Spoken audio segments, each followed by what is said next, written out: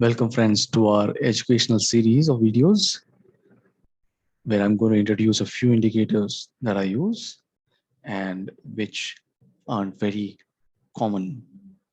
So, the reason to do this right now is because we are not making any weekly strategies, because we are not taking any positions home. My trading mostly is intraday nowadays because of the volatility due to these war issues and all. And moreover, the market is cooling off and some good investment opportunities are coming up, and we need to get ready with our strategies in case we are interested in putting in money into the market. So today's topic is volume profile. Volume profile can be found in most of the trading packages. You just need to go to as I've opened Zerodha here, you can go to studies and select volume profile. So what is volume profile? We all know volume, right? So volume is the volume per bar. So in this case, what you can see is, I'll just zoom in. So these are volumes per day. So these are, sorry, these are weekly charts. So here you can go to make it daily. So you can see volume clocked by the asset per day. And if I make it weekly, so this will become volume clocked per week. Now, these histograms on the right hand side, these are what are volume profile. So these volume bars on the vertical side, they are volume per day or week, basically volume per bar. And these bars, they indicate volume against price. So what it basically is showing is at which price what volume went. So if you watch this chart, and I have played this since 2009 till 2022. So this area has a heavy node here. We call it the high volume node. So this means the market has stayed in this price range. If you just drag your mouse, you can see on the right hand side, this comes out to around 500. So basically 400 to 500 price level has been the dominant one between 2017 and 2009. But then something changed in the stock. This is Reliance, and the price just exploded till basically today.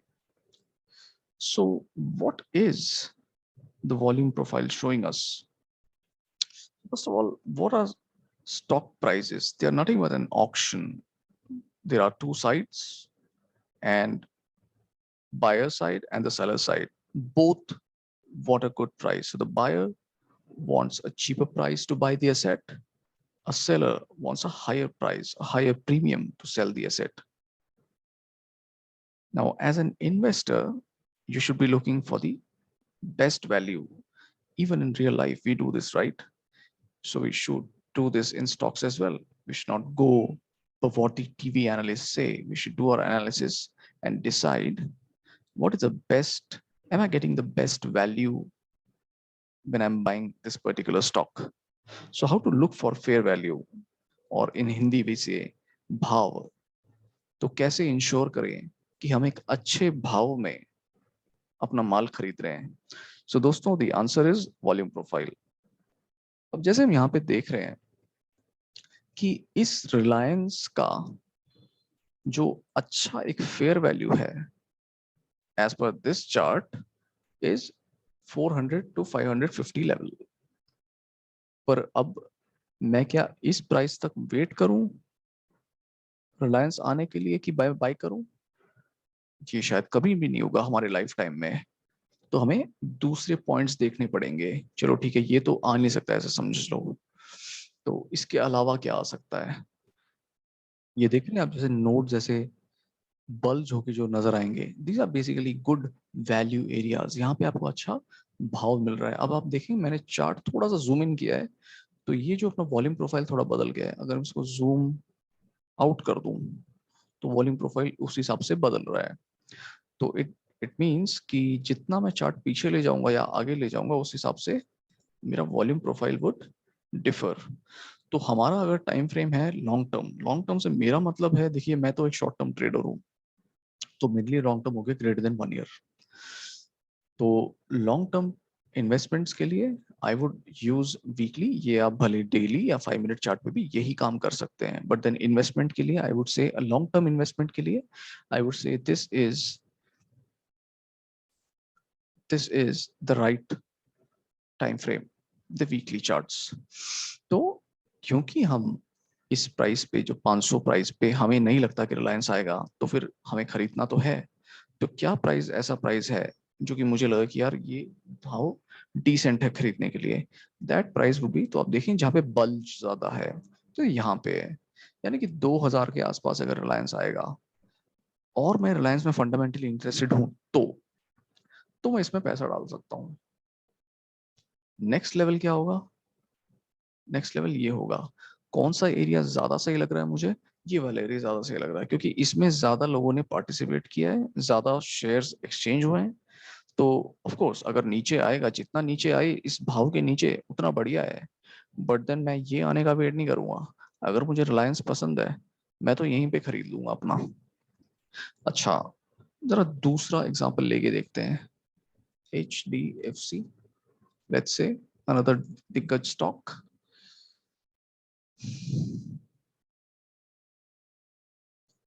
तो ये रहा आपके लिए HDFC। ये chart थोड़ा अलग है, जहां पे रिलायंस था जो नीचे ज्यादा कंसंट्रेटेड था, ये HDFC है जो कि बीच में ज्यादा कंसंट्रेटेड है। तो यानी कि इसका एक अच्छा भाव कहाँ पे है? ये है यहाँ पे, आप जस्ट माउस हावर करेंगे यहाँ पे सबसे बड़ा इसका बल्ज है, दैट इज अराउंड 1770। तो अभी स्टॉक नीचे आ चुका है काफी, और 1770 के पास इसका आपको अच्छा भाव मिल सकता है। तो अगर आपको फंडामेंटली इसमें इंटरेस्ट है आप यहाँ पे पैसा डाल सकते हैं। नेक्स्ट देख लेते हैं TCS।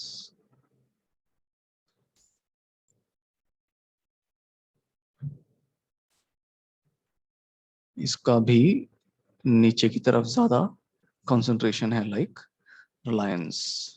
तो यहाँ पे 1300 के आसपास एक बहुत अच्छा एरिया है। उसके बाद देखें तो ये एरिया है, ये एरिया कौन सा है? 2100, अभी है 3500 में। तो 3500 में स्टॉक है, तो क्या मैं 2100 तक वेट करूं? चांस थोड़ा कम है कि यहाँ तक आए in the near term.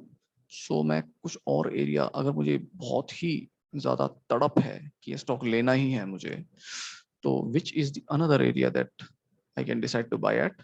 This one, due to the bulge here। So 3100 3200 पे स्टॉक आएगा और मुझे स्टॉक पसंद है, लेना ही लेना है, तो मैं इसमें अपना पैसा डाल सकता हूँ।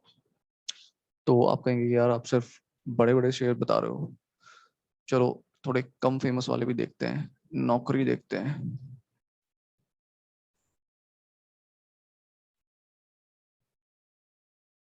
नौकरी भी पुराना स्टॉक है, पीछे तक जा रहा है। ओके, तो नौकरी में क्या हुआ है? Same as HDFC, similar to HDFC, बीच में ज्यादा इसका कंसंट्रेशन है। अच्छा, अभी ये शेयर जो है वो ऑलरेडी अपने भाव में है, अब क्या करना है? यहाँ पे थोड़ा डाल दो, और अगर इस तरफ आता है तो डालते ही जाओ, क्योंकि आप जो माल खरीद रहे हो वो भाव पे या भाव से सस्ता खरीद रहे हो, तो इससे ज्यादा आपको क्या चाहिए? एक और शेयर देख लेते हैं जो थोड़ा रीसेंट है, let's say India mart.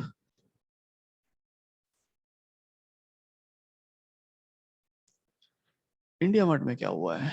Okay, India mart का चार्ट सिर्फ यहाँ तक है क्योंकि वो आया ही 2019 में है। ओके, सो इसका सबसे बड़ा कंसंट्रेशन कहाँ पे है? इस एरिया में। प्राइस कहाँ पे है अभी? नीचे। तो यानी कि आप कह सकते हैं कि इसका जो भाव है उससे ये नीचे ट्रेड कर रहा है, और ये तो था इसका सबसे बड़ा कंसंट्रेशन एरिया। उसके बाद ये आया सेकंड बिगेस्ट पे। तो मैं तो कहूंगा कि यार क्योंकि ये इस कंसंट्रेशन एरिया के नीचे है, तो इसके नीचे तो आप किसी भी प्राइस पे खरीद सकते हैं, बट क्योंकि ये फिर से एक अपने दूसरे कंसंट्रेशन एरिया में आया है, दिस इज इवन बेटर। अभी पता नहीं इसका क्या होगा, हो सकता है इधर भी आ जाए, है ना।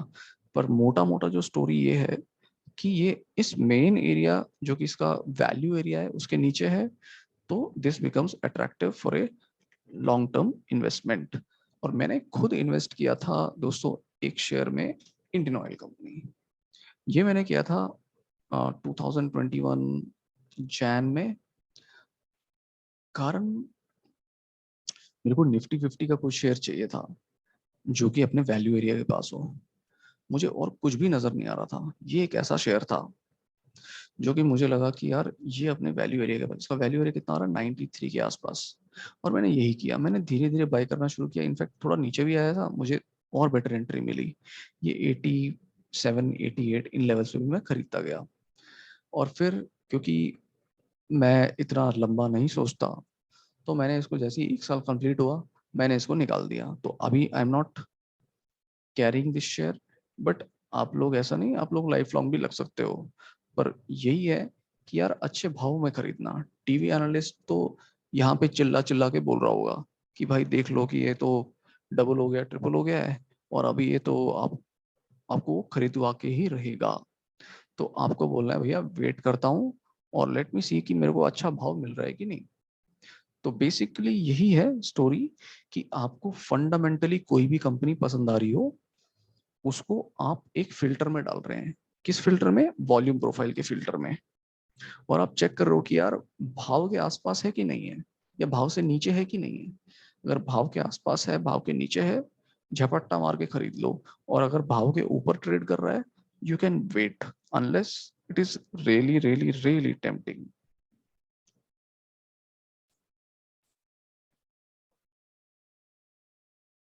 और दोस्तों इस पे कुछ एडवांस लेवल कॉन्सेप्ट्स हैं, जैसे कि LVN, HVN, basically high volume nodes. जैसे ये एक हाई वॉल्यूम नोड है, और लो वॉल्यूम नोड्स जिसमें बिजनेस कम हुआ है, तो इस एरिया में बिजनेस कम हुआ है, so this is a low volume node.